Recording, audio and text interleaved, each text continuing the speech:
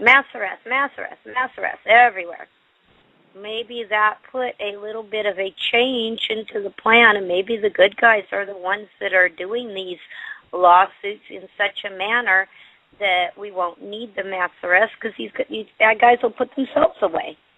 And remember that mass arrest means massive numbers of arrests, not massive group arrests, massive groups of people all at once.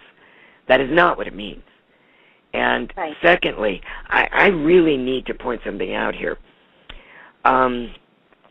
Drake, my much-loved friend, is not as experienced with dealing with the general public as we are. I am, and many of us in this freedom movement have been over the years, and some of us because of our jobs in the real world, etc.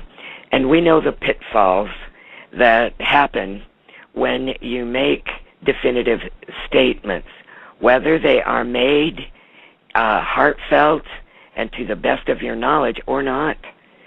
The plain and simple fact is that people tend to hear what they want to hear, to assign the meaning they want it to have, and if it does not happen, in their expectation, in their own minds, they will then claim that you promised, that it is all your fault, that no matter what caused the change in that particular time frame or whatever, it's on your head. And therefore you have to be very, very careful with making such statements. Now, I have talked to Drake about this, and he was told to say it just the way he did, to give that timeline. However, what I pointed out to my good friend Drake, I'm going to point out to everyone else listening tonight. Nobody, and I mean nobody, not the good guys, not the bad guys, nobody but God has a crystal ball.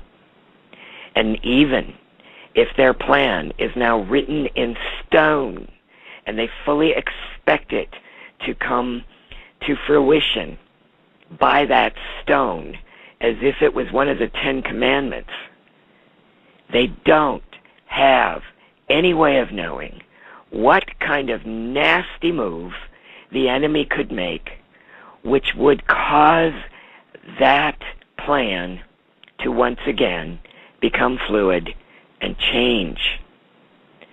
So, Drake should have pointed out that was the information he was given, barring any unforeseen event which may cause it to change. Now, on the other side of that coin, it is irresponsible, unreasonable, and just plain silly to place your own problems and expectations on a promise of a timeline. I don't care what it's for. Do not count your chickens before they are hatched. Yeah, no kidding. I put about 18 eggs in my incubator, and I only got about 7 chicks out of that, so... You know, and what if you were counting on those 18 chickens? Exactly. You know, what if... counting on those 18 chickens, I could be mighty hungry at the end of the week or two, or month. Right. Something happened that you couldn't possibly have foreseen to prevent the other eggs from hatching successfully. Okay? Right. We don't know what kind of nasty thing the cabal, we'll call them, the enemy, the other side, whatever, can pull to change the plan. You know, a million things, which is why it's been fluid and changing all these years, and most especially over the last year or so, and especially since the project started, that you know, we got done with the paperwork for the states. Boy, we dealt with things changing on a daily basis. Teri Sue has a question. Yeah, go ahead. I have a question for you. Do you think that all of this that is happening with the NDAA and all the things that the government is trying to pass every single day, and the disinformation out there about, so many things that are scaring people has anything to do with the fact that the government may know that we are free. I would not doubt it at all. And I'm quite sure that they do. And there's everybody, you need to slow down. There was some movie out not too long ago, a couple of years back.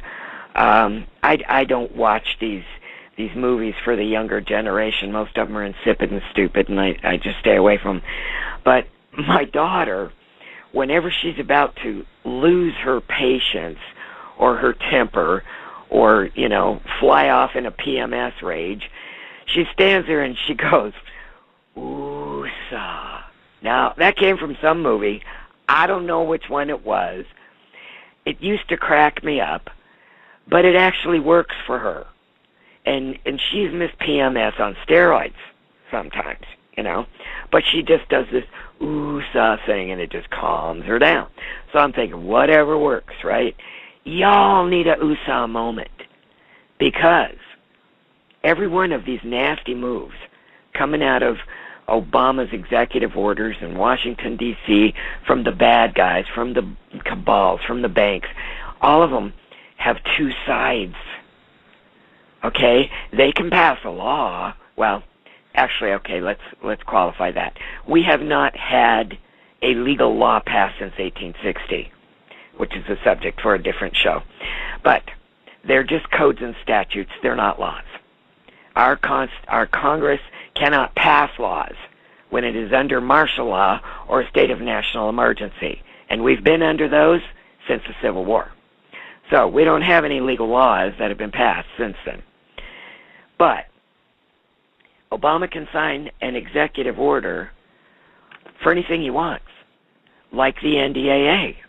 Okay? That gives him the right to round you up without charge, without reason. He doesn't even have to tell you what you're suspected of.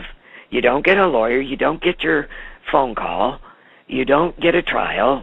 You don't even get the satisfaction of knowing what you're being accused of.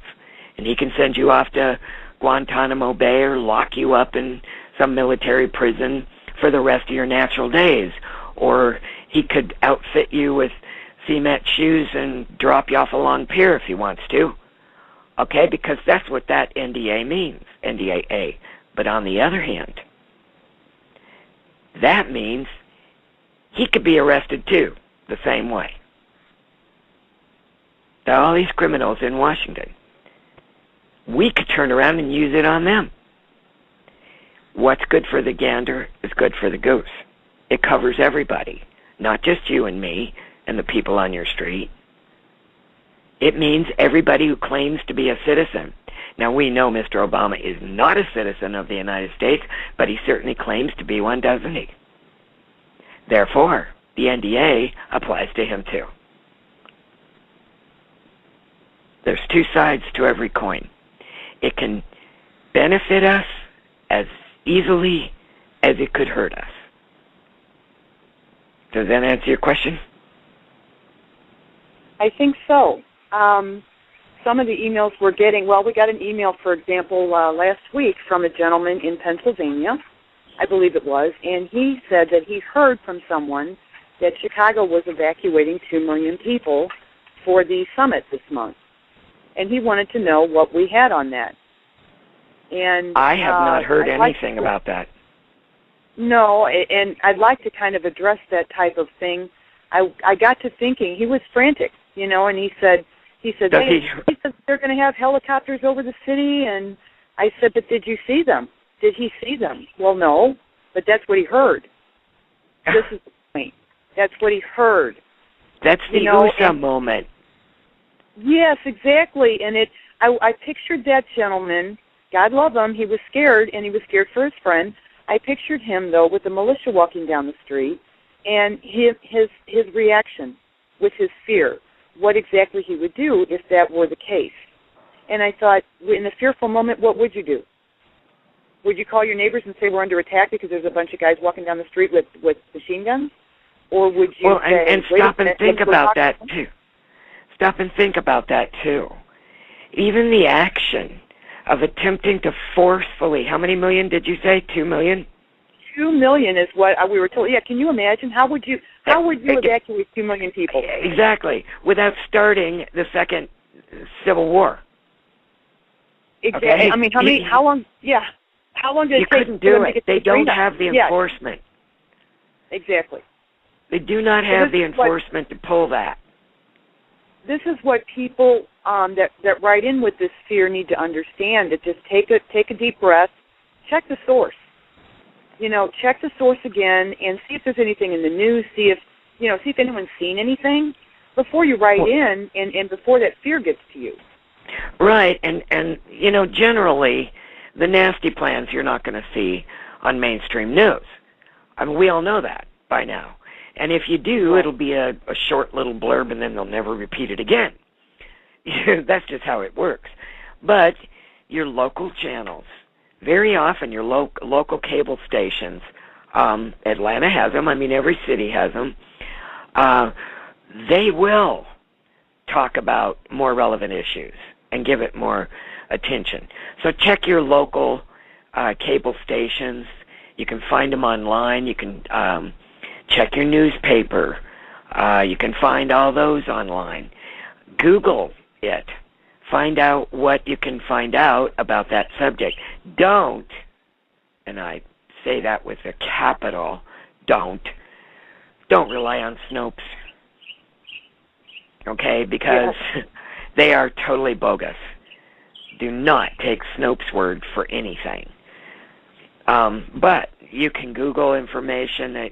You learn to use Google or, another search engine, but the Internet can be your best friend if you know how to use it. And that is another thing, like what I was talking about, that RuSA moment. That's when that fear grips you, that's when you take a big breath and get yourself a double dose of common sense. Stop and think. What kind of force would it take to forcefully, against people's will, evacuate them, 2 million of them, out of any city in the United States? Now, trust me on this, you're not going to find 2 million people in one city who will simply say, if you need us to leave our home and our jobs and the school and the babysitter and, my hair appointment and everything else for a week because it is simpler for you, well, no problem. Just make sure you put us up someplace nice. They're not going to do that. You'd be lucky to find 2,000 people in a city who are that pliable. Okay, so they're going to resist. What's going to happen when they resist? Now, granted, Chicago, I believe they have very strict gun laws in Chicago, even though they're not supposed to constitutionally. But even so, I guarantee there's plenty of guns in Chicago. They're just not registered. So, no, that's not going to happen. And I hadn't even heard that particular rumor. And then you have to wonder. I hadn't either until we got that email, and I said, please check your source. Well, I heard. My friend told me. Well, your friend telling you that's fine. You trust your friend and all of that, but where did he hear it from? It's the picking up in this string thing. And it may have concerned, but you have to trust and verify. Yeah, because a lot of times these things start out like that old party game. We have a number of people at the party, and one person tells one person a secret, and then they tell the next person around the room, and by the time it gets back to you, it's totally different than how it started out. So it may have been a small story, maybe a blurb on the news or whatever, where they were going to cordon off a certain area of the city for this event. And then it got told, and it got told, and it got retold, and it ended up that being the story. Right. Well, these are the kind of emails that we get, and we just, they're fearful, and